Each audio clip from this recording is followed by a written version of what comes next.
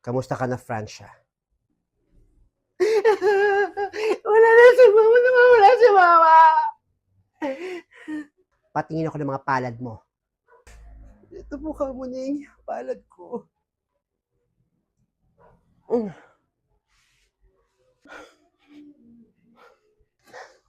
Tubig, ilog, Tubig, ilog. Ano meron nung kamuning? Kamuning. wala nang pag-asa, Francia. Baka hindi mo na makita ang iyong ina. Hindi, Nakikita ko pa dugo. Walang buhay.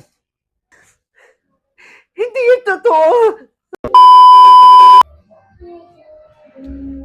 Ang tagal na ng pinsan kong si Sonia hindi nagpaparamdam sa akin. Tawag ako ng tawag, laging out of reach, out of program, out of number. Nasa na kayong babae niyo si Sonia? Pinsan ko yun. Tawag ako ng tawag. Matawagan na ulit. Sonia, sagutin mo tong phone. Answer the phone, Sonia. Ay, pinsan ko to. Ay, babae ka. Sagutin mo. Wala. A few moments later. Ferry. Ferry. Pinsan. O Sonia, kamusta ka na? Alam mo, matagal na kitang tinatawagan. 1 linggo na halos. Tumakas ako. Nagtatago ako ngayon. Tumakas ako kina Blandina. Ano?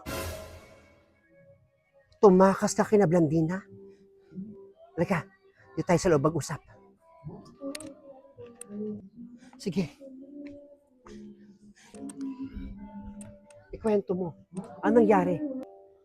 Tumakas ako kina Blandina dahil narinig ko ipapapatay nila ako. Ipapatumba nila ako. Kasi ako yung nakakalam ng mga gusot nila sa buhay.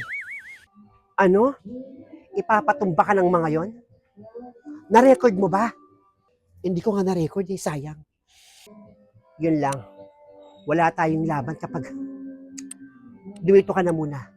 Pero saan ka nang galing? Nagpunta ako sa probinsya. Pinuntahan ko si mama pati mga anak ko. Tinago ko na muna sila baka madamay sila eh. Tama yung ginawa mo. Pinalis mo yung mga anak mo dun sa probinsya. Isa mo dinala. Sa probinsya rin. Sa Tawi-Tawi. Hindi pa nila napupuntahan yon. Kaya hindi nila magagalaw yung anak ko, pati yung mama ko. Tama. Hindi ba nila alam yung lugar na yon? Hindi ba nila napuntahan ng amo mo yon? Buti naman. Dito ka na muna. Walang gagalaw sa'yo dito. Ako ang werpa rito. Ako ang power. Subukan lang pumunta rito at gumawa ng masamang hindi maganda. Pero dapat sabihin natin to kay Peter. O sa dumating si Peter, sasabihin natin yung mga nalalaman mo. Pero sa ngayon, sabihin natin muna kila Nena, Negra pati kay Paring, para at least kay papaano eh, may nakakalam ko sa may mangyari naman sa'yo. At least alam na namin yung totoo. Oo, sige. Salamat ha. Feli. Halika na. Halika dito. Sonia. Paring? Paring? Feli. O nga pala, nakita ko dun sa labas, nakapush yung pagmumukha ni Aling Adelfa. Nawawala daw. Ah, oo. Nawawala si Aling Adelfa. Nakita sa CCTV na kinuha ng mga gangster. Malamang. Nanay ni Blandina. Sa tingin mo magagawa yun ng angka ni Blandina kay Aling Adelfa? Kaya niyang gawin yun dahil mapera sila. Kaya niya ipadukot yun. Isa rin sa mga narinig ko eh. Isa yan sa mga plano na gagawin na nanay ni Blandina para makaganti niya kay Peter. Sa bagay, tama ka. Maraming pera si Blandina at yung Marites na yon. Malamang kaya niyang ipadukot si Aling Adelfa. Pakusapin natin sila Nena at si Francia na malaman tong totoong to.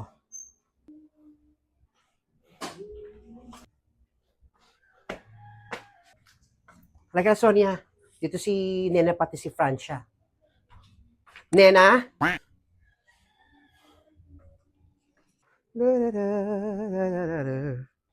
Nena, o Feli, taga, bakit? Pinsan kong si Sonia, may binalita sa akin. Halika, pasok ka na babalita mo. Sasabihin ko para malaman ninyo. Halika na, Sonia.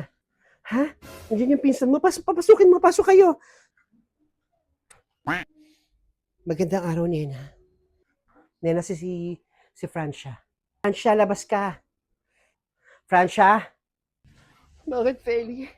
May balita na ba kayo kay Mama?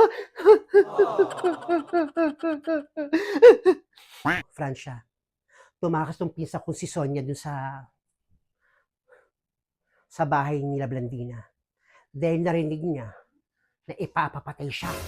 Ipatutumba. Kaya tumakas ng 1 linggo. Pinuntahan yung mga anak niya sa probinsya. At yung kanyang mama para magtago doon. Baka kasi idamay sila. Oo, totoo yun, Nena. Narinig ko na balak nila akong ipapatay. Talaga? Halang pala mga kaluluwa ng magnanay na yon. Buti nakaligtas si Sonia, nakatakas siya. Nirecord ba ni Sonia, Feli, yung mga pagsasabi ng magnanay na yon? Yung nga, Nene. Sayang, hindi ko na-record. Kung na-record ko yun, sana may ebidensya tayo. Kaya malamang, ang nagpadukot talaga kay Aling Adelfa ay ang nanay ni Blandina. Tama, Francia. Narinig ko rin na balak ipapatay ang nanay mo. Kaya ramdam ko na nanay ni Blandina ang siyang nagpadukot sa nanay mo. Talaga? Narinig mo ang lahat? Malamang nga, nanay ni Blandina nagpadukot kay Mama. Kailan wala tayong ebidensya? Talo pa rin tayo.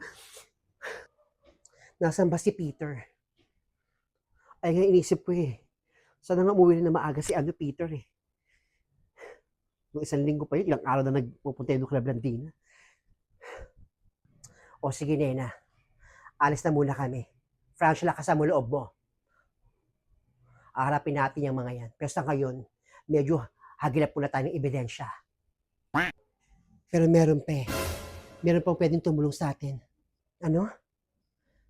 Pwede maging saksi. Yung dumukot dun sa bata. Nakausap ko rin sa telepono eh. Inahanap si Madam. Kaya dapat mahanap natin yon. Anong pwede natin maging saksi para makulong yung nanay ni Blandina. Pati si Blandina na yan. Sana makausap natin yung saksi na yun. Gusto ko nang makulong yung babaeng yun. Ramdam ko na siya nagpadukol kay Mama. Yun na lang taga magiging saksi natin para makulong yung mag-ina na yan. Dapat malaman din to ni Peter. Sige, Nena, alis na muna kami. Alay ka na, pinsan. Kumain ka muna sa bahay. O sige. Diyan muna kay Francia, Nena. Sige, gutom na rin ako eh. Kaya pa ako hindi kumakain. Salamat, Feling Taga. Ingat kayo. Salamat, Nena, ha? Hindi ka nagsasawang tumulong sa akin kahit naiingayan ka na dito sa bahay. Kakaiyak ko. Ano ka ba, Francia? Tutulungan ko hanggat sa makakaya ko. Okay lang yun. Tayo magtutulungan. Ipahinga mo yan sa sarili mo, ipanatag mo. Salamat.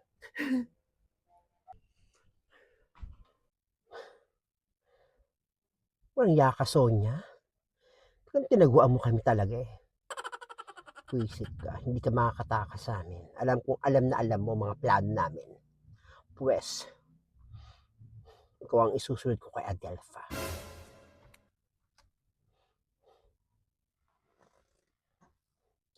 Hello?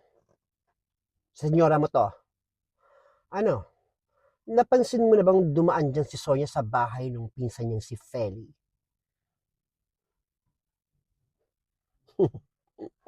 Sabi ko ni, dyan pupunta yan. Kasi nung nagpunta ako sa probinsya nila, hindi ko na matagpuan. Kahit yung kanyang pamilya. Abangan mo ha. Kukuha tayo ng tiyempo. Isasabay natin siya kay Aling Adelfa.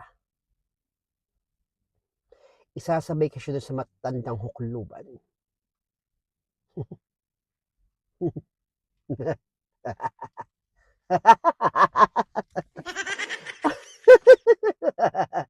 Hindi ako papayag masira mo, Sonia, ang plano ko. At hindi na ako papayag na hindi makaganti si Blandina.